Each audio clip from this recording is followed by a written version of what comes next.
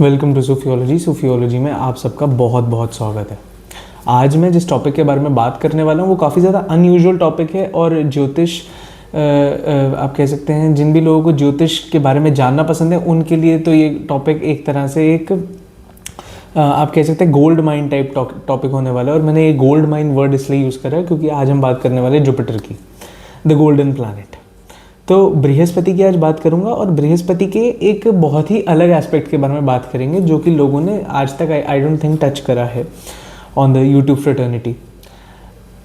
आप जब भी बॉलीवुड या फिर एंटरटेनमेंट सेक्टर के बारे में सोचते हैं तो आपके मन में हमेशा ख्याल आता है कि ये जो इंडस्ट्री है ये ज़रूर वीनस पे ऑपरेट करती होगी, क्योंकि ये सारी की सारी इंडस्ट्री में फेम है, लग्जरीज़ है और ये सब कुछ, ये सारी की सारी चीज़ें हैं। एक इंसान को जब भी एक्टर बनने की फीलिंग आती होगी तो आपके मन में यही आता होगा कि यार इस इंसान का ना शुक्र अच्छा होगा, हम कभी भी बृहस्पति पे ध्यान नहीं देते। लेकिन ये चीज़ आपको जान के आप शॉक हो जाएंगे कि एक्चुअली में जुपिटर ही वो प्लैनेट है जो कि आपको इन सारे के सारे प्रोफेशंस की तरफ एक आप कह सकते हैं बेंड करता है, आपको उन सारी की सारी डायरेक्शंस की तरफ लेके जाता है। ऐसा क्यों है, शुरू से शुरू करते हैं। बृहस्पति किसको रिप्रेजेंट करता है? एक पंडित को रिप्रेजेंट करता है। पंडित यानी कि प्रीस्ट। अब जब हम पुराने ज़माने की बात करते हैं तो पुराने इंडिया में, पुराने ज़माने में आप देखते हैं कि फेमस लोग कौन होते थे सोसाइटी के। सोसाइटी में फेमस लोग वही होते थे, पहली बात राजा होते थे और दूसरी बात वो लोग होते थे जो कि मासेस के लिए काम करते थे। मासेस के लिए पुराने ज़माने में सबसे ज़्यादा काम कौन करते थे? पंडित करते थे, प्रीस्ट्स करते थे। और प्रीस्ट्स को ही सोसाइटी में सबसे ऊंचा दर्जा दिया जाता था और उसी वजह से उनके अंदर काफ़ी ज़्यादा एरोगेंस भी देखने को मिलती थी। ब्राह्मण्स के अंदर, जो कि उस टाइम पे थे, उनके अंदर बहुत ज़्यादा एरोगेंस देखने को मिलती थी because they had a lot of fame and they had a lot of riches.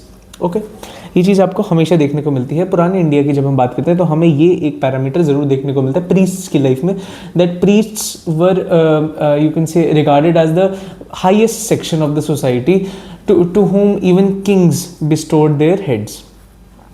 तो बेसिकली बात क्या है कि जब प्रीस्ट को सबसे ऊंचा दर्जा दिया गया तो प्रीस्ट के अंदर अब एरोगेंस भी आई। अब आप देखिए प्रीस्ट की आदत क्या है? प्रीस्ट की आदत है प्रीच करना।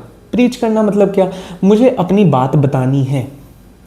एक जुपिटर का काम क्या है? जुपिटर का काम है एडवाइस देना, एडवाइजरी। ये सारा का सारा सेक्टर जुपिटर के अंदर आता है कि मुझे अपने अंदर की चीज़ें लोगों को दिखानी है, मासेस को दिखानी है।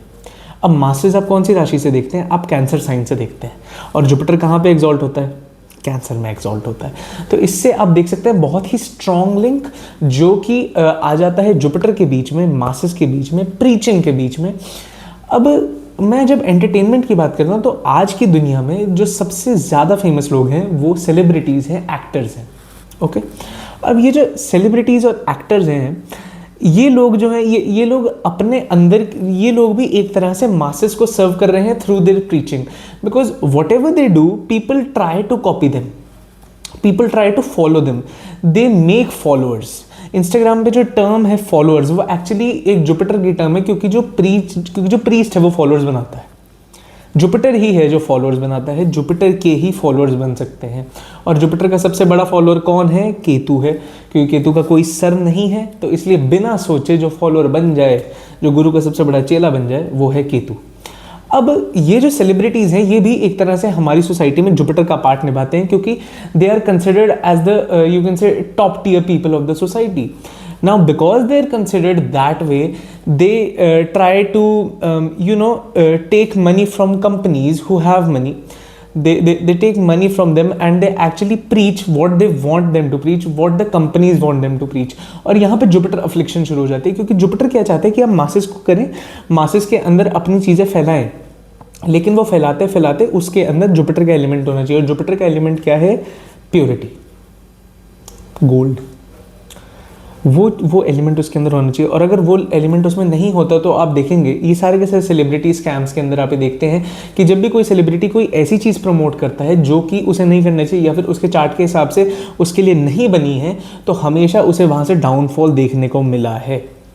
ये चीज़ आप हमेशा पाएंगे, क्योंकि जुपिटर की तरह वो एक्ट कर रहे हैं। अब अगर आपको जुपिटर का दर्जा दिया गया है तो आपको वो निभाना बहुत बहुत ज़रूरी है, उसे अच्छे से निभाना बहुत ज़रूरी है, क्योंकि आप मासेस की तरफ, प्रीचिंग की तरफ जा रहे हैं।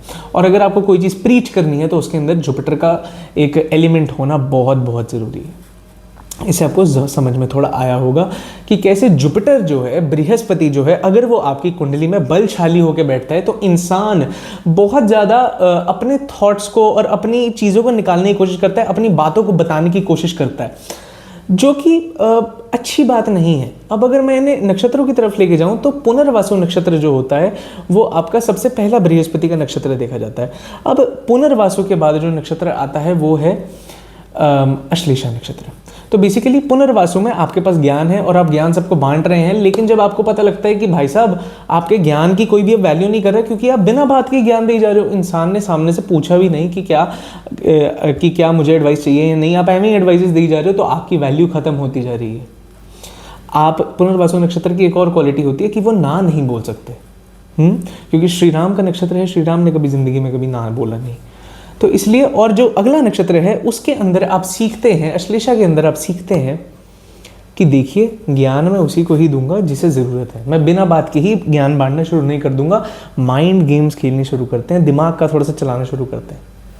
तो आई होप आपको जुपिटर के इन एलिमेंट्स के बारे में ज़्यादा समझ आई होगी, जुपिटर को एक अलग एंगल से देखने का नज़रिया आपको मिला होगा। If this video helped you, if this video provided some help to you, provided some insights to you about the secrets of astrology, then do subscribe to Sophiology. May Ganpati Bappa bless you all. I am Nishad. Thank you for watching Sophiology. Do subscribe.